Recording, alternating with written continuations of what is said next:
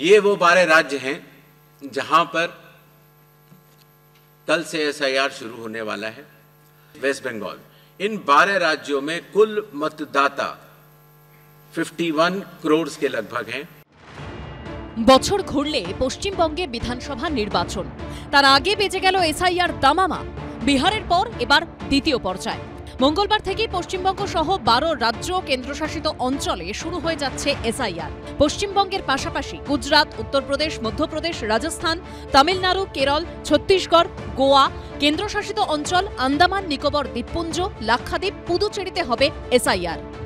Andaman and Nicobar island union territory, state Chhattisgarh, Goa, Gujarat, Kerala, union territory Lakshadweep, Madhya Pradesh, Puducherry union territory, Rajasthan, Tamil Nadu, Uttar Pradesh, West Bengal. বিহারে SIR শুরু হওয়ার পর থেকেই বিতর্কের ঝড় বয়ে গেছে পাটনা থেকে দিল্লি। ভোটে সুবিধা পেতে বিজেপি নির্বাচন কমিশনকে কাজে লাগাচ্ছে বলে অভিযোগে সরব হয় বিরোধীরা। যদিও যাবতীয় অভিযোগ উড়িয়ে নির্বাচন কমিশন জানিয়ে দেয় গোটা দেশেই হবে এসআইআর, অর্থাৎ পশ্চিমবঙ্গে ভোটার তালিকার সংশোধনের কাজ শুরু হওয়াটা ছিল স্রেফ সময়ের অপেক্ষা। কারণ নভেম্বরে বিহারে ভোট হয়ে যাওয়ার পর আগামী বছরের প্রথম দিকে বিধানসভা ভোট হবে এ রাজ্যে। তাই এসআইআর শুরু হওয়ার অনেক আগে থেকেই তেতে উঠেছিল পশ্চিমবঙ্গের রাজনীতি। সামনে এসআইআর আর পেছনে কি? পেছনে মির্জাপুর স্যার, ভোটের নামে এসআইআর, পেছনে মির্জাপুর স্যার, এনআরসি। সঠিক এসআইআর হলে গত 10-12 বছরে বাংলাদেশের মুসলমান যেভাবে ঢুকেছে কাঁটাতারের মেড়া না থাকার ফলে, তাতে 1 কোটিরও বেশি নাম বাদ যাওয়া উচিত। এই আবহেই মঙ্গলবার থেকে পশ্চিমবঙ্গে শুরু হয়ে যাচ্ছে এসআইআর। জানিয়ে ইতিমধ্যে তৃণমূল বিজেপির মধ্যে হুমকি হুঁশিয়ারি চলছে। আমরা এসআইআর রুখবো, একটা বৈধ ভোটারের নাম যদি বাদ যায় তাহলে আগুন জ্বলবে, রক্তগঙ্গা বইয়ে দেবো বাংলা জুড়ে। পুরো যদি আমাদের যারা যে কোনো একটা ভোটার, যারা যে ভোটার তালিকা থেকে একজনকে যদি বাদ করে, তাহলে আমাদের এই হরিশ্চন্দ্রপুরের সমস্ত লোক এবং আমরা হরিশ্চন্দ্রপুরকে লন্ডভন্ড করে দেব। আর কত লন্ডভন্ড করতে পারেন আমরা দেখব। তৃণমূলের নেতাদের কথায় রাস্তায় নামবেন না। রাস্তায় নামলে সেন্ট্রাল বাহিনী নামবে, যেরকম মুর্শিদাবাদে নেমেছিল। যদি ভ্যান্ডালিজম করেন, দোকান ঘর পোড়ান, বাড়িতে আক্রমণ করেন, তৃণমূলের কোন নেতার ছেলের জীবন যাবে না। সেন্ট্রাল বাহিনী নামলে করে কিন্তু গুলি চলবে, আপনার বাড়ির লোকেটার গুলি লাগবে। সুকান্ত মজুমদার কি বললে? এসআইআরে বাধা দিলে নাকি গুলি চলবে। বাপের বেটা যদি থাকে সুকান্ত মজুমদার, কলকাতায় একটা গুলি চালাও, দেখবো কত বড় ক্ষমতা আছে ভারতের জনতা পার্টির। সুকান্ত মজুমদারের গুলি চলবে, আমরা দেখতে চাই। এই আবহেই সোমবার এসআইআর নিয়ে মুখ্য নির্বাচন কমিশনের সাংবাদিক বৈঠকে বারবার উঠে আসে পশ্চিমবঙ্গের প্রসঙ্গ। पश्चिम बंगाल से कई बार ये बात आई है कि वो होने नहीं देंगे एसआईआर। ऐसी सिचुएशन में इस चुनाव आयोग क्या करेगा? आपने कहा सर कि कोई गतिरोध नहीं है पश्चिम बंगाल में। सर, बिहार के एसआईआर के वक्त जो श्रंक हुआ था इलेक्टोरल रोल, वो लगभग 6% था सर। लेकिन बिहार के मुकाबले अगर पश्चिम बंगाल देखा जाए तो पूर्व में भी बहुत ही वोलाटाइल स्टेट रहा है। अभी जब से अनाउंसमेंट हुई है पैन इंडिया एसआईआर की, पश्चिम बंगाल खासकर टीएमसी के नेताओं ने कहना शुरू कर दिया है कि there will be blood bath in West Bengal if voters are deleted. तो ऐसे में what will election commission do to counter and restore faith, because West Bengal is different as compared to other states? প্রশ্নের উত্তরে রাজ্য সরকারকে তার দায়িত্ব মনে করিয়ে দিয়েছে নির্বাচন কমিশন। स्पष्ट करना चाहता हूं कि संविधान के अंतर्गत हर संवैधानिक संस्था को अपना दायित्व निभाना होता है। आर्टिकल 324 सब क्लॉज 6 के तहत मतदाता सूची तैयार करने के लिए या मतदान कराने के लिए जिन भी चुनावी कर्मियों की आवश्यकता चुनाव आयोग को होगी, वो राज्य सरकार मुहैया करा के डेपुटेशन पर देने के लिए बाध्य है। इसी तरीके से कानून व्यवस्था की जो आपने बात की, वो राज्य सरकार की संवैधानिक जिम्मेदारी है और मुझे इसमें कोई भी संकोच नहीं है कि हर राज्य सरकारें चुनाव आयोग की तरह ही अपनी पूरी संवैधानिक दायित्व का निर्वहन करेंगी। एक दल बोलছে যে একটা নাম বাদ গেলে ফল ভুগতে হবে, লন্ডভন্ড হয়ে যাবে। আরেক দল বলছে এসআইআর না হলে রাষ্ট্রপতি শাসন জারি হবে। কেউ বলছেন বেঁধে রাখবো, কেউ বলছেন আটকে রাখবো, কেউ বলছেন লন্ডভন্ড করে দেবো। কি হবে শেষ পর্যন্ত? কিষাণকে দিয়ে শুরু করি। দেখুন, প্রথম কথা হচ্ছে যে এসআইআরের যতদূর আমি বুঝেছি যে তার একটা পূর্ব শর্ত আছে। সে পূর্ব শর্ত হলো যে এসআইআরের আগে একটা সেন্সাস হয়। এই ক্ষেত্রে যখন সেন্সাস নেই, তারপর যদি কেন্দ্রের শাসক দল এবং কিভাবে তারা নির্বাচন কমিশন নিয়োগ করেছে সেটা সারা দেশ জানে, আমরা সকলেই জানি। তো তারপরে সেন্সাসবিহীন অবস্থায় যখন তাদের নেতারা বলে 2 কোটি মানুষকে বাদ দেব, 1.5 কোটি মানুষকে বাদ দেব, 1,20,00,000কে বাদ দেব, এবং তারা যে সে লোক নয়, দলের নেতা এবং কেন্দ্রীয় মন্ত্রী, মোদির সাথে সকাল বিকেল তারা কথাবার্তা বলে, তো তখন মানুষের মনে একটা সন্দেহর দানা বাঁধে। এবং বলে রাখি, ভারতবর্ষের আরো হিংসা ছড়াবে না তো? মানে আমাদের রাজ্যে তো ভোটের দিনে হিংসা দেখেছি, এসআইআর এ হিংসা দেখব না তো? যে আমাদের পশ্চিমবাংলা ভারতবর্ষের আরো বাকি 28টা রাজ্যের মতো নয়। আমাদের একটা দেশভাগের একটা লেগাসি বা ব্ল্যাক লেগাসি আছে। সুতরাং এইখানে না, পাঞ্জাবে পপুলেশন এক্সচেঞ্জ হয়েছিল, আমাদের এখানে হয়নি। তো এবার আমরা চাই না যে কোনো বৈধ ভোটার, তার কারণ হচ্ছে পাশে বিহারে দেখছি এত চেঁচামেচি করে ফরেনার পাওয়া গেছে, কখনো কেউ বলছে 12, কেউ বলছে 40, ধরে নিলাম 40। তাহলে যদি এই 40 জনের জন্য একটা 8-10 কোটি মানুষকে এইভাবে মানে লাইনে দাঁড় করা হয়, যেভাবে আমরা নোটবন্দি দেখেছি বা বাকি জায়গায়, তখন মানুষ লাইনে দাঁড়ানো নেই। তুমি যেটা বললে যে জনশুনানি হয়নি বলে এসআইআর হবে না, সুপ্রিম কোর্টও এই কথা বলেনি। আমি বলছি সুপ্রিম কোর্টের ওপর আমি যদি just going by Supreme Court rules. হ্যাঁ, সুমনদা, এই যে একটু আগে যে ডিজিটাল যোদ্ধার কথা বললে, এটা হচ্ছে ডিজিটাল যোদ্ধার লাইভ ডেমনস্ট্রেশন হয়ে গেল, এটাই হচ্ছে ডিজিটাল যোদ্ধা না। কিন্তু তোমাদের দুটো দলের কাছেই রহস্য। আমার প্রশ্ন থাকবে যে এই আমি লাঠালাঠি রক্তারক্তি হয়, এসআইআর নিয়ে আবার একটা পর্ব শুরু হয়ে যাবে। আমি বলে দিচ্ছি তোমাকে পূর্ব শর্ত। কৃষ্ণদা বলেন পূর্ব শর্ত একটাই, 2002 সালের এসআইআর এর লিস্টে আপনার নাম আছে, উত্তর হ্যাঁ অথবা না।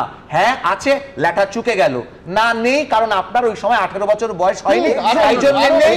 আপনার বাবার নাম আছে, আপনার মায়ের নাম আছে, আপনার ঠাকুরদার নাম আছে, তাহলে পরে এত সহজ বিষয়টাতে এত ভয়, এত জটিলতা কেন? আমি আগের জবাবটা আমি সঙ্গে সঙ্গে দিয়ে দিচ্ছি। যে মন্দিরের কথাটা হলো, আমাদের স্ট্যান্ড পয়েন্ট আজও একটাই আছে, ভারতবর্ষে 33,000 ধ্বংস হওয়া মন্দিরের মধ্যে মাত্র 3টি, অযোধ্যা, শ্রীকৃষ্ণ মথুরা এবং কাশী বিশ্বনাথ আমরা ফেরত চাইছি। এর বাইরে আমরা আর কিছু চাইনি, সেটা তখনও ছিল, এখনো আছে।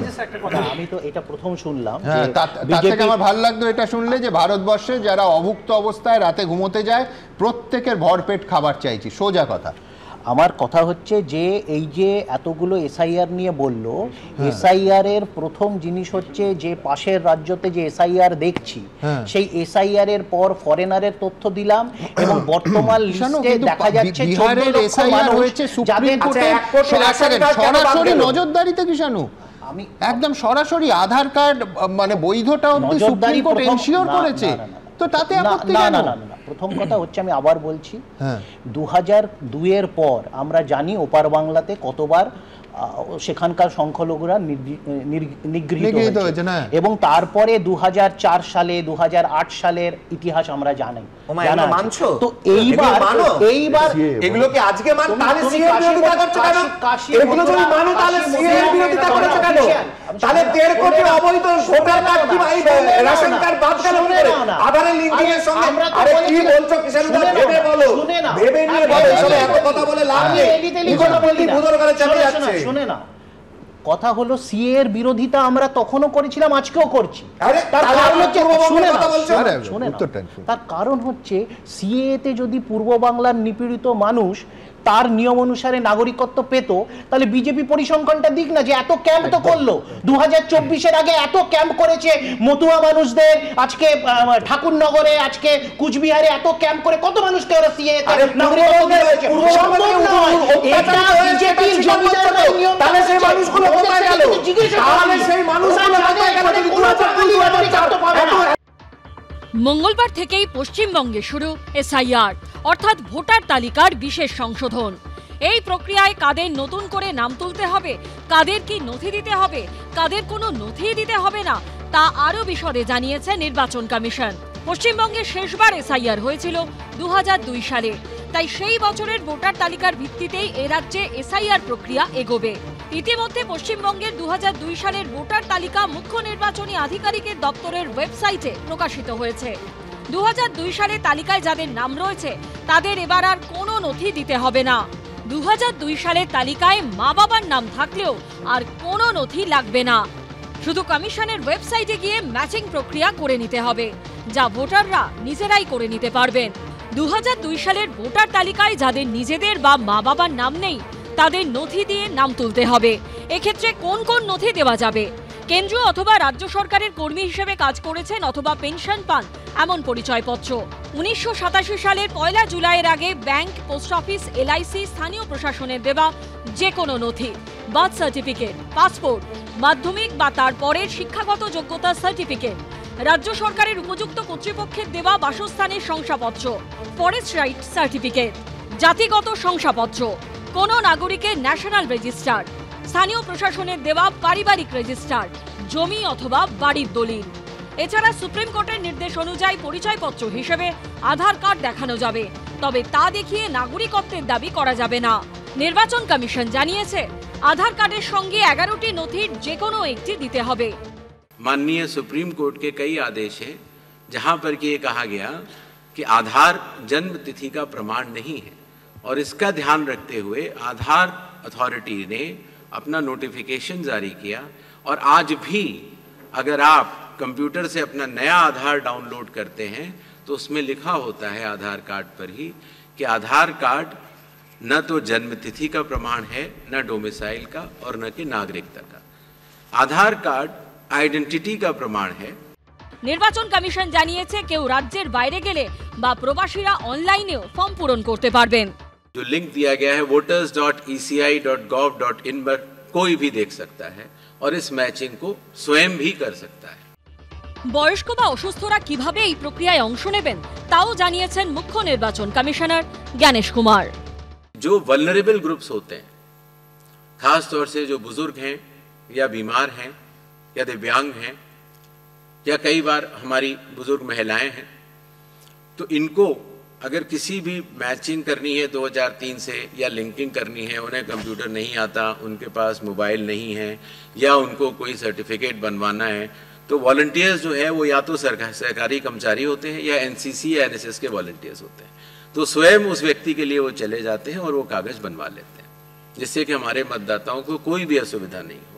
और इसकी वजह से आपने देखा होगा बिहार में जब 7.5 करोड़ मतदाताओं ने चुनाव आयोग के साथ कंधे से कंधा मिलाकर जब काम किया तो कोई भी परेशानी नहीं हुई। धापे धापे एगोबे एसआईआर प्रक्रिया। Booth level officer, electoral registration officer এবং অন্য আধিকারিকদের প্রশিক্ষণ হবে। তারপর আগের ভোটার তালিকার সঙ্গে তথ্য মিলিয়ে দেখা হবে। শেষে রাজনৈতিক দলগুলির সঙ্গে কথা বলে পুরো প্রক্রিয়া ব্যাখ্যা করা হবে। এরপরে এনুমারেশন পর্ব, সেখানে ফর্ম বিতরণ, সংগ্রহ এবং মিলিয়ে দেখার কাজ চলবে। এনুমারেশন ফর্মের কাজ মিটে গেলে খসড়া ভোটার তালিকা প্রকাশ করা হবে। যাদের নাম মেলেনি তাদের নোটিশ পাঠানো হবে। কারোর কোনো অভিযোগ বা আপত্তি থাকলে তার শুনানি হবে। সব ঠিকঠাক হলে চূড়ান্ত ভোটার তালিকা প্রকাশ করা হবে।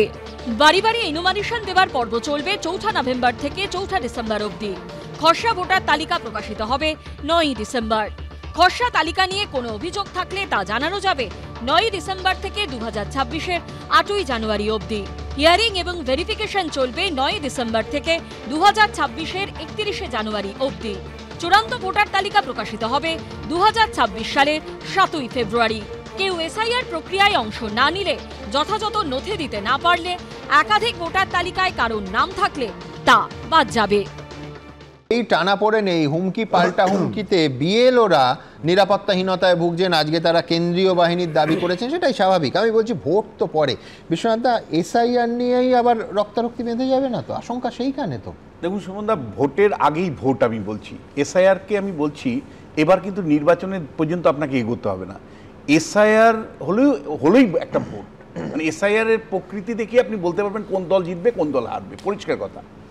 কেন আমি বলছি এই কথাটা, তার কারণটা হলো যে শেষ পর্যন্ত এসআইআর হবে তো, মানে আমার ব্যক্তিগত অ্যাসেসমেন্ট আপনার স্টুডিওতে আমি বলেছি যে পশ্চিমবাংলায় কোনো প্রশাসনিক কাজ হয় না।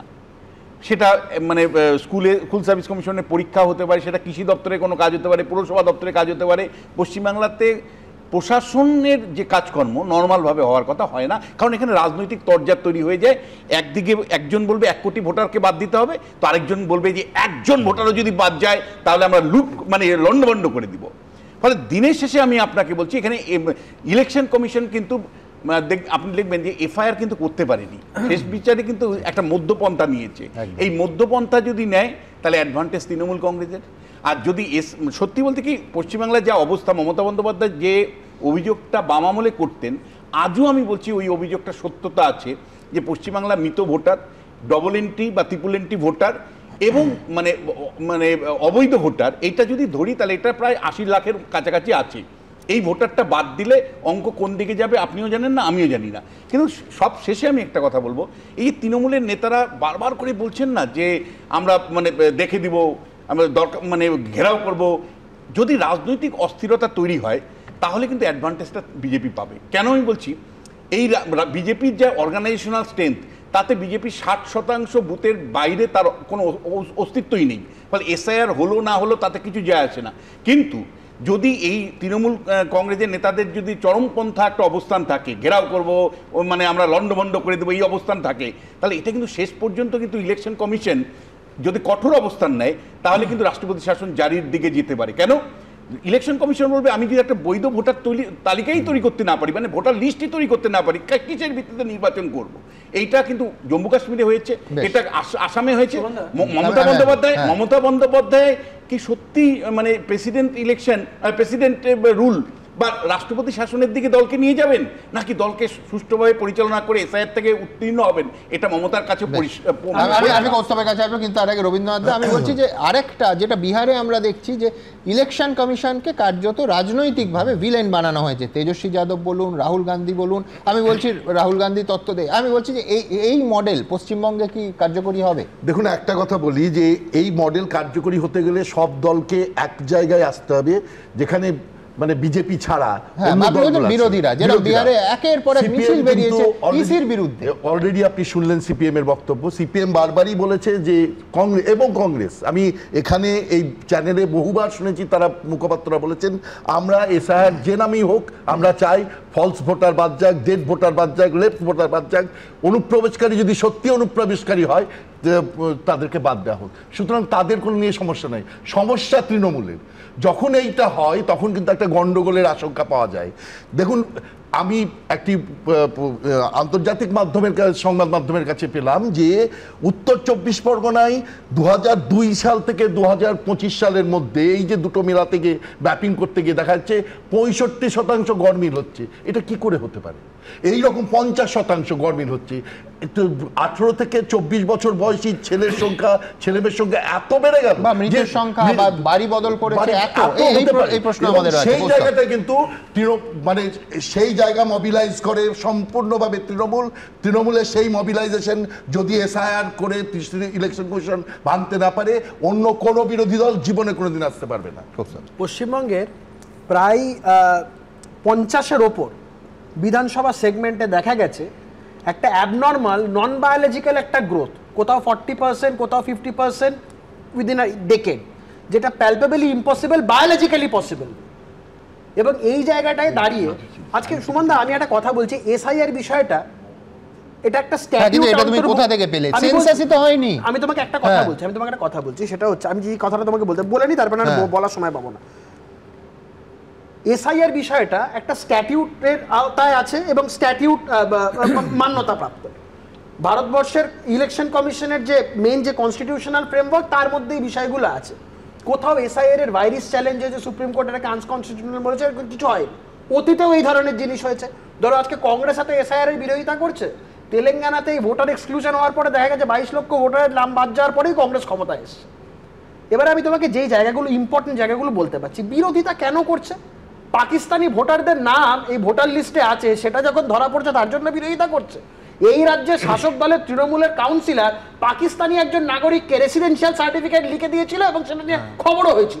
এই ধরনের ইনস্ট্যান্সে আমি জাস্ট একটা আমি জাস্ট তোমাকে বলে নিই, আজকে পশ্চিমবঙ্গে এমন একটা অবস্থা সেখানে বিএলওরা সুস্থভাবে কাজ করতে পারছে না, তারা তাদের কেন্দ্রীয় নিরাপত্তা চাইছে।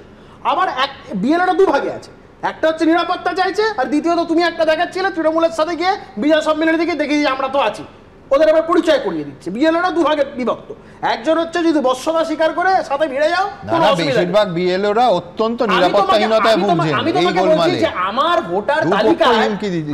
ভোটার তালিকায় যদি অবৈধ, যদি অন্য রাজ্য থেকে বা অন্য দেশ থেকে যদি সেখানকার ভোটাররা থাকে, আমার সেখানে আপত্তি কেন থাকবে? যদি মৃত ভোটার থাকে আমার সেগুলোতে বাদ যেতে, তুমি ল্যাঙ্গুয়েজ গুলো দেখো, আগুন জ্বলবে, রক্ত গঙ্গা বইয়ে দেবো, লন্ড ভন্ড, গামছা দিয়ে পেটানো, এটা যদি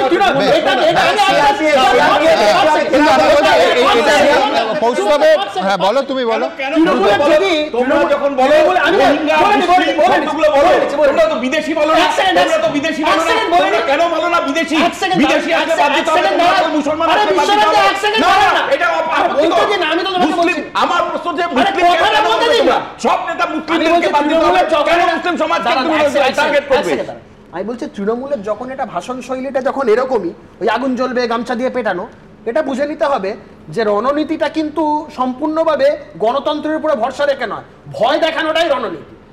আমার ধরো সুমন দাই যে বলছে গামছা বেঁধে পেটানো, আমি বলছি এত তোমায় বলতেই হতো না কৌস্তব, যদি 1 সেকেন্ড 2021 সালে জনগণনাটা হতো, 11-র পর 21-এ 10 বছর পরে জনগণনা হলো না কেন?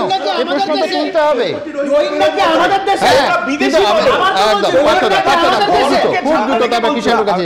আমি শুধু একটাই বলি যে এসআইআর এই প্রসেসটা হচ্ছে ইনএভিটেবল একটা প্রসেস। ভোট কি বলবো, ভোটার তালিকা সংশোধন এবং প্রকৃত ভোটাররা যাতে ভোট দিতে পারে। বিতর্কটা তৈরি হচ্ছে যে আসলে এসআইআরটা ব্যবহৃত হচ্ছে আবার সেই ভোটের পোলারাইজেশনের ক্ষেত্রে।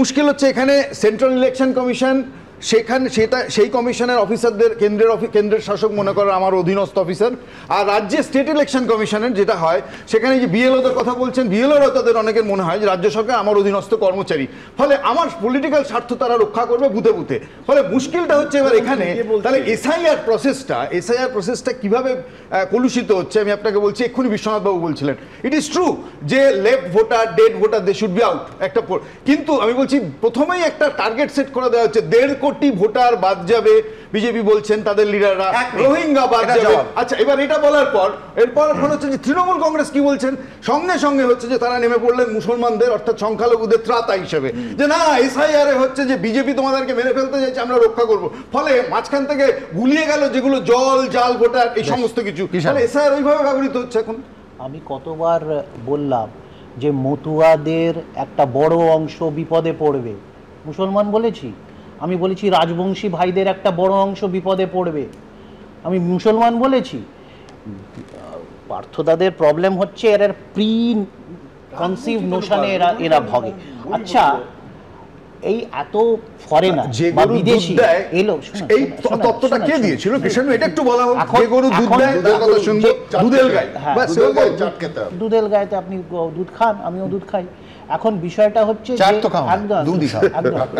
আমার বিষয়টা হচ্ছে যে কালাদান ওয়াটার ট্রানজিট রুট কে করেছে? চুক্তিটা কি পশ্চিমবঙ্গ সরকার না তৃণমূল কংগ্রেস সই করেছিল?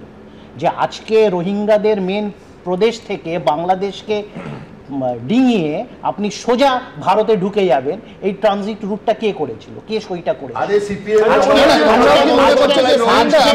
যারা বাংলাদেশ থেকে অবৈধভাবে প্রবেশ করেছে তাদের সবাই রোহিঙ্গা হবে কেন?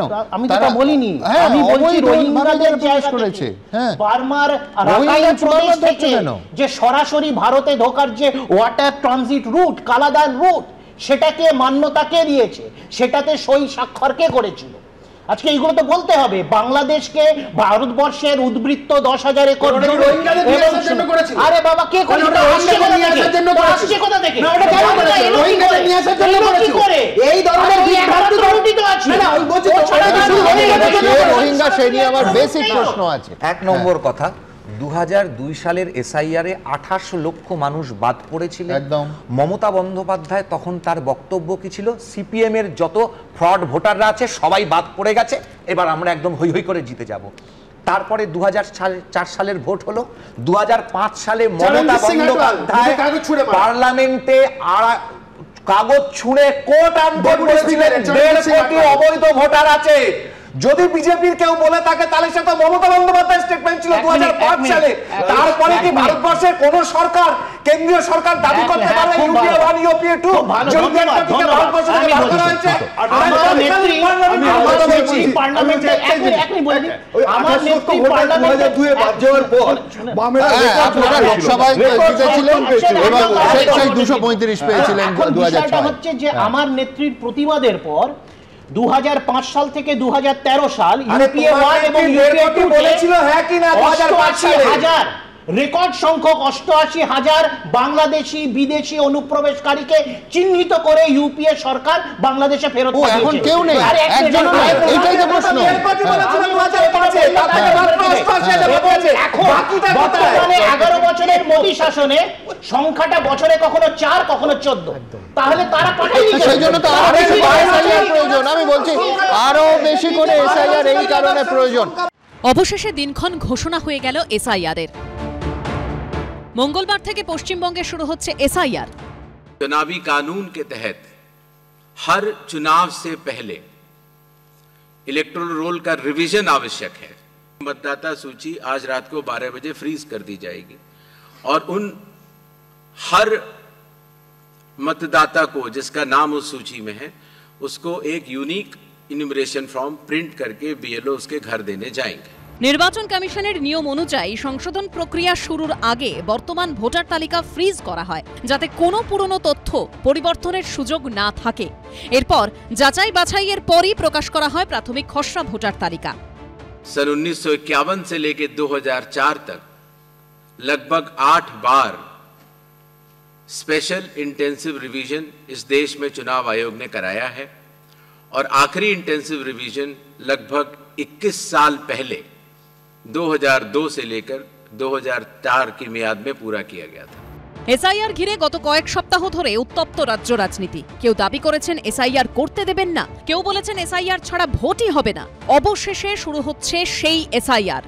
বাংলাদেশি মুসলিম অনুপ্রবেশকারীরা তাদের পছন্দের দল হচ্ছে তৃণমূল কংগ্রেস। এই বাংলাদেশি মুসলিম অনুপ্রবেশকারী এবং মৃত ভোটারদের ভোট অবৈধভাবে দিয়ে সুযোগ পাচ্ছিলেন, ক্ষতি তাদের হবে। তৃণমূল কংগ্রেস সাংগঠনিকভাবে কতটা প্রস্তুত বিজেপি ভোটের রেজাল্টটা বেরোলে হাড়ে হাড়ে বুঝতে পারবে। এসআইআর নিয়ে শুরু থেকেই চড়া সুর ছিল তৃণমূলের। মমতা বন্দ্যোপাধ্যায় থেকে অভিষেক বন্দ্যোপাধ্যায় একের পর এক হুঁশিয়ারি দিয়েছেন। बिहार में 40 लाखों का ज्यादा आदमी को नाम निकाल दिया और बंगाल में भी करने वाला है। अगर करेगा तो घेराव कर्मसूची करेंगे, पूरा घेराव होगा। বাংলা থেকে যদি এরা একটা মানুষের মৌলিক অধিকারও কাটতে চায় বা জোর জবরদস্তি গাজোয়ারি করে একটা মানুষের নামও এরা বাদ দেয়, তাহলে 1 লক্ষ বঙ্গবাসীকে নিয়ে দিল্লিতে বৃহত্তর আন্দোলন করে আমরা বাংলার ক্ষমতা কি, যাতে এই আন্দোলন সর্বাত্মক হয়, আমরা তার প্রমাণ এবং তার বাংলার ক্ষমতা তাদেরকে বুঝিয়ে দেব। কিন্তু জাতীয় নির্বাচন কমিশন এসআইআর এর দিনক্ষণ ঘোষণার পর তাদের সুর কিছুটা হলেও নরম। নির্ভুল ভোটার তালিকা সেটা তো সর্বভারতীয় তৃণমূল কংগ্রেসই সবসময় চেয়ে এসেছে। মমতা বন্দ্যোপাধ্যায়ই বলেছিলেন যদি কারুর কোথাও কোনো সমস্যা বলে মনে হয়, কেউ কোনো রকম আইন বহির্ভূত বিজেপির প্ররোচনায় পা দেবেন না। তৃণমূল কংগ্রেস কোনো হিংসাত্মক প্রতিবাদ সমর্থন করবে না। প্রশ্ন তোলার অধিকার সবার আছে। ড্রাফট লিস্ট তৈরি হবে, ড্রাফট লিস্ট তৈরি হওয়ার পর আপনার অবজেকশন থাকলে জানাবেন। এসআইআর হলে কত নাম বাদ পড়বে তা নিয়েও বিজেপি নেতাদের মুখে শোনা গেছে ভবিষ্যৎবাণী। এসআইআর এ বাদ যাবে কত? 1 কোটি বাদ যাবে মিনিমাম। আর শুরুতেই 29 লাখ বাদ চলে গেছে। আধার ডিঅ্যাক্টিভেটেড হয়েছে 13 লাখ। ডবল ট্রিপল এন্ট্রি কত? 16 লক্ষ। 1 থেকে 1 কোটি 20 লক্ষের উপরে ভোট কাটা যাবে এসআইআর হলে। পাল্টা সুর চড়িয়েছেন মমতা বন্দ্যোপাধ্যায়ও। मीटिंग करके उसको लीडर आके बोलता है बंगाल में हम कয়েক लाख वोट का नाम बांट देंगे। आप कहिए अभी natural calamities, rainy season, festival, इसमें 15 दिन का अंदर एसआईआर थोड़ा ही होता है, सबको नाम तुलना पड़ेगा। ये क्या सोचता है ये लोग? बीजेपी का पार्टी का कमीशन होगा ना, commission for democratic rights, civic rights of the people होगा। ये पूरा अमित शाह का खेल है। আমরা এসআইআর রুখবো, একটা বৈধ ভোটারের নাম যদি বাদ যায় তাহলে আগুন জ্বলবে, রক্তগঙ্গা বইয়ে দেবো বাংলা জুড়ে। এই প্রেক্ষাপটে নির্বাচন কমিশন জানালো ৪ঠা নভেম্বর থেকে বাড়ি বাড়ি গিয়ে ভোটারদের এনুমারেশন ফর্ম দেওয়া এবং ভোটার তালিকার সংশোধনের কাজ শুরু করবেন বুথ লেভেল অফিসার বা বিএলওরা। এই প্রক্রিয়াটি চলবে ১ মাস। এখানেই প্রশ্ন, ১ মাসের মধ্যে বাড়ি বাড়ি গিয়ে সব ভোটার যাচাই করা কি সম্ভব হবে? তাড়াহুড়ো করতে গিয়ে যদি কোনো বৈধ ভোটারের নাম বাদ চলে যায়, সেক্ষেত্রে তার দায় কে নেবে? সব হচ্ছে আসলে নাগরিক সমাজকে ভীত সন্তুষ্ট করা। এসআইআর নিয়ে এই জন্য আগামীকাল সমবেত হব, বিক্ষোভ দেখাবো, জমায়েত করব এবং দাবি সনদ পেশ করব। অনুপ্রবেশকারীদের ভোটার লিস্টে অনুপ্রবেশকারী ঢুকে যাওয়া, এই তত্ত্ব প্রথম ভারতবর্ষের মানুষকে বুঝিয়েছিল বাংলার মুখ্যমন্ত্রী মমতা ব্যানার্জি। যদি অনুপ্রবেশকারী পশ্চিমবঙ্গে এসে ভোটার হয়ে যায়, রাজ্য সরকারের দায়িত্ব, সেটা রাজ্য সরকার সেটা দেখবে। মঙ্গলবার থেকে শুরু হয়ে যাচ্ছে এসআইআর। প্রথমেই এনুমারেশন পর্ব। এই পর্বে বাড়ি বাড়ি গিয়ে ফর্ম দেবেন বিএলওরা। ফর্ম ফিল আপের পর সেগুলো গ্রহণ করবেন তারা। তারপর যাবতীয় নথি মিলিয়ে দেখা হবে। এনুমারেশন ফর্মের কাজ মিটে গেলে খসড়া ভোটার তালিকা প্রকাশ করা হবে। যাদের নাম মেলেনি তাদের নোটিশ পাঠানো হবে। কারো কোনো দাবি এবং আপত্তি থাকলে তার শুনানি হবে। সব ঠিকঠাক হলে চূড়ান্ত ভোটার তালিকা প্রকাশ করা হবে।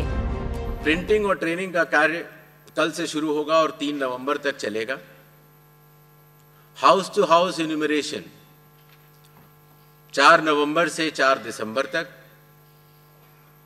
Publication of draft electoral rolls 9 दिसंबर 2025।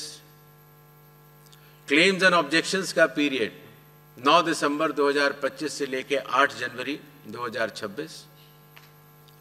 जिन लोगों को नोटिस जाएंगे उनकी हियरिंग और वेरिफिकेशन का समय 9 दिसंबर से 31 जनवरी तक होगा और फाइनल इलेक्टोरल रोल्स 7 फरवरी 2026 को प्रकाशित किए जाएंगे।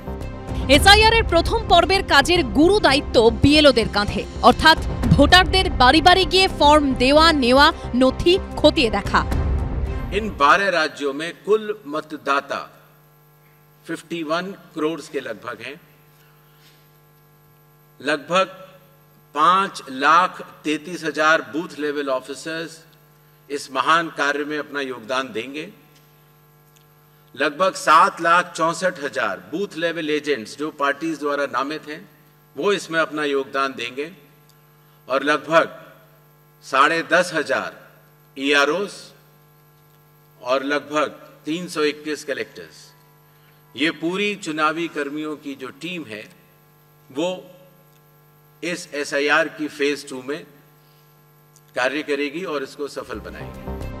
কিন্তু যাদের কাঁধে গুরু দায়িত্ব সেই বিএলওরাই ভুগছেন নিরাপত্তাহীনতায়। নিরাপত্তার দাবিতে বারবার ছুটে যাচ্ছেন নির্বাচন কমিশনে, কারণ ইতিমধ্যেই বারবার তাদের উদ্দেশ্যে নানা তরফ থেকে ছুটে এসেছে হুমকি, হুঁশিয়ারি। যারা বিএলও যেসব লিস্ট করেছেন, বিএলওদের কাছে আমার অনুরোধ থাকবে ভোটার লিস্ট থেকে কারো নাম যেন বাদ না যায় সেটা দেখার।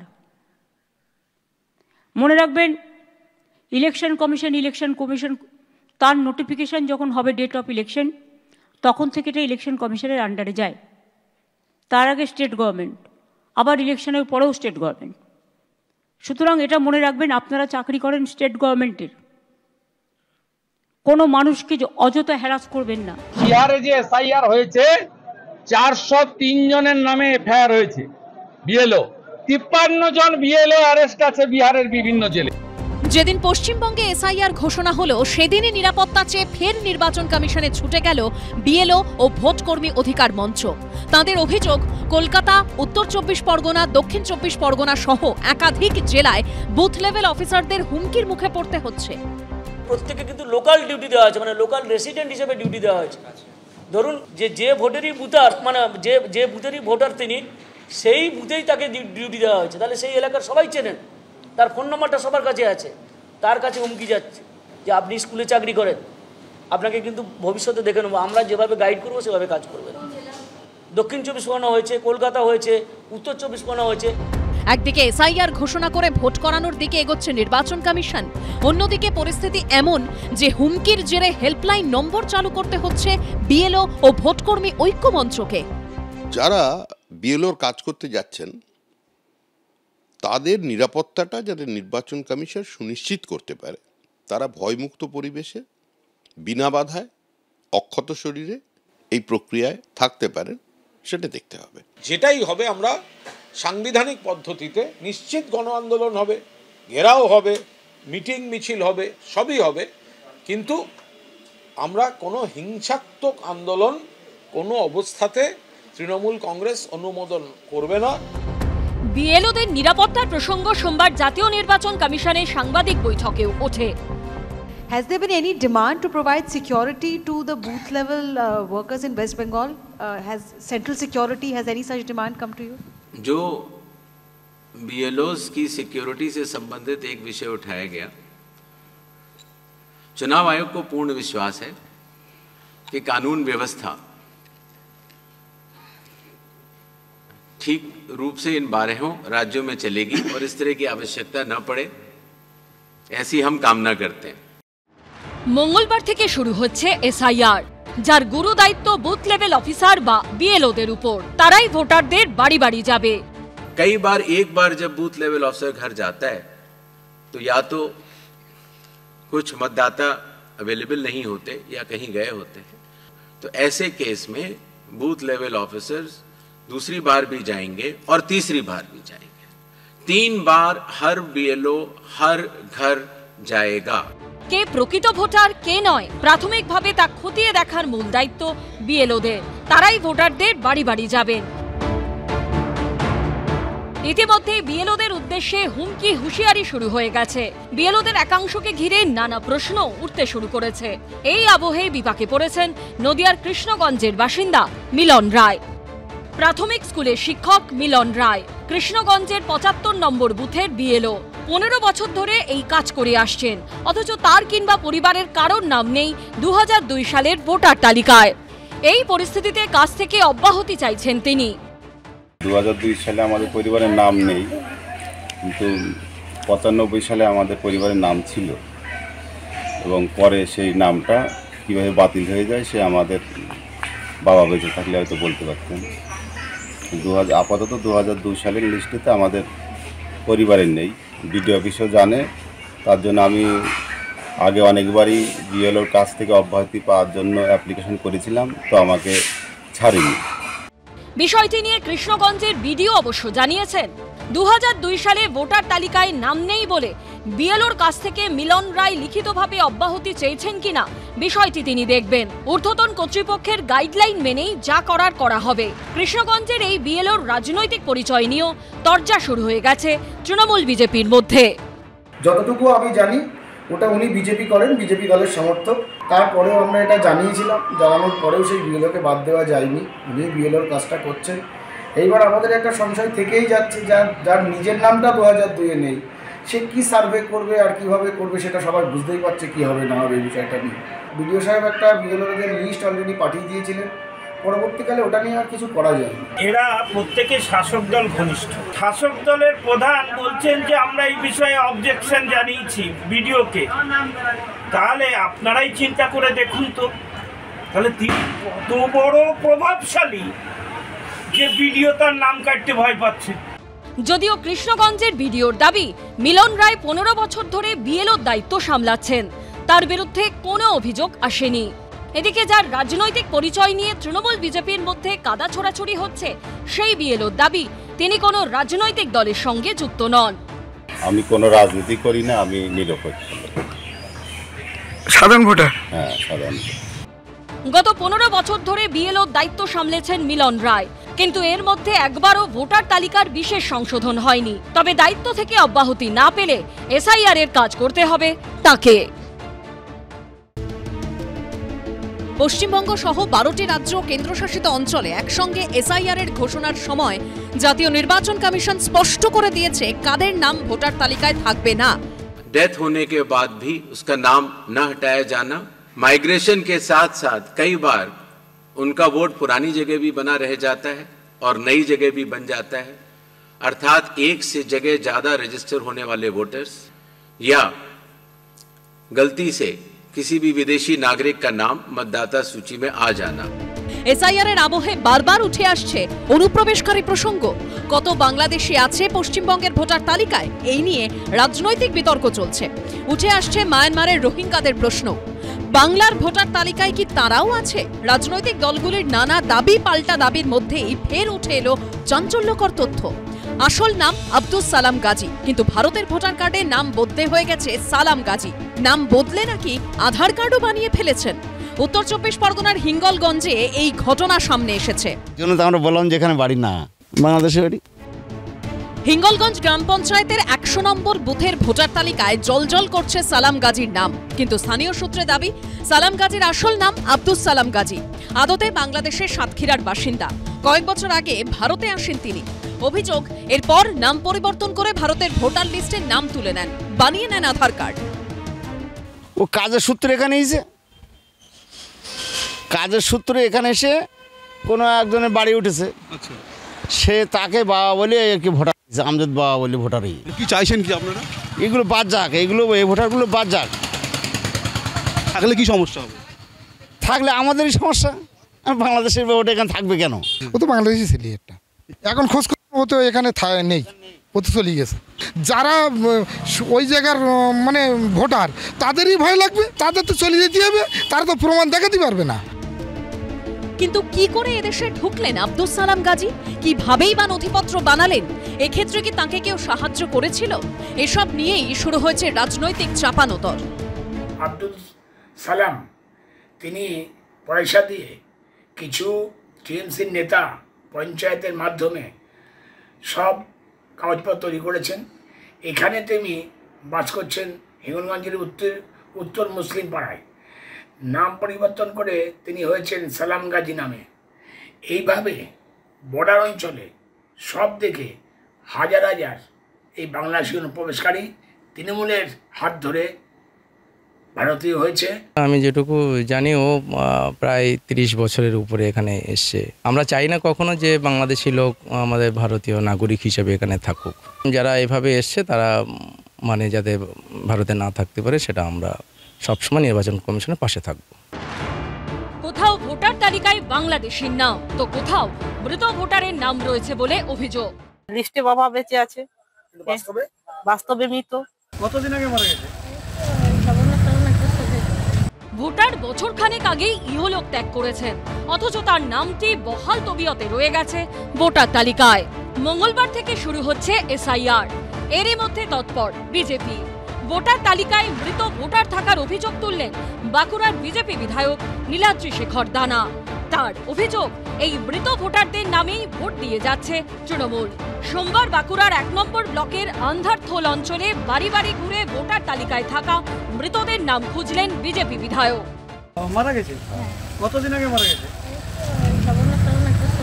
উনি মৃত হলে ওনার ভোটটা কেউ দিয়ে যাচ্ছে, মানে বুথে দিয়ে যায়। এখনকার শাসক দলের প্রচুর বুথ আছে, তো সে বুথ এসে চলে আসে ভোট দিতে। এলাকারই বাসিন্দা অপর্ণা সিংহ। তার বাবা অসিত বাগ মারা গেছেন প্রায় 1 বছর হলো, কিন্তু মৃতের নাম এখনো রয়ে গিয়েছে ভোটার তালিকায়। বাবার নাম অসিত বাগ, উনি মৃত। ওনারা বাদ দেয়নি তো কি করবে? ব্লক অফিসে গিয়েছিল, ডেথ সার্টিফিকেট নিয়ে গেছিল, আধার কার্ড, নাম বাদ দেওয়া হয়নি। আজকে দেখতে পেলাম ভোটার লিস্টে নাম আছে, লিস্টে বাবা বেঁচে আছে, বাস্তবে মৃত। অঞ্চলের 20টি বুথে কমপক্ষে 500 থেকে 600 মৃত ভোটার রয়েছে বলে দাবি করেছেন বিজেপি বিধায়ক। ভুতুড়ে ভোটার প্রত্যেকটি আমার কেন্দ্রের প্রত্যেকটি বুথে বুথে আমি ধরে ধরে স্ক্রুটিনি করব। তারা আজকে প্রথম দিন। আমাদের যারা ভিডিও আছে তারাও এটাতে সচেষ্ট নয়। শাসক দল নির্দেশ করেছে যে মারা গেলেও ভোটার কার্ড যাতে এখন আপনি সরাসরি সারেন্ডার করবেন না। হয়তো আমি চিন্তা করছি ঈশ্বরচন্দ্র বিদ্যাসাগর, বঙ্কিমবাবু, শরৎচন্দ্র চট্টোপাধ্যায়, কাজী নজরুল ইসলাম, এনারা সব এখনো কি করে ভোটার আছেন। 20টা বুথে মিনিমাম ধরে এখন 5 থেকে 600 এরকম বেরোবে, একদম মৃত ভোটার বেরোবে। উনি তো কোনো 365 দিন উনি কোনো কাজ করেননি। আজকে 4.5 বছর হয়ে গেল, এলাকায় কোনো উন্নয়ন করেনি। উনি জানেন যে এবারে ওনার হার একদম নিশ্চিত সময়ের অপেক্ষায়।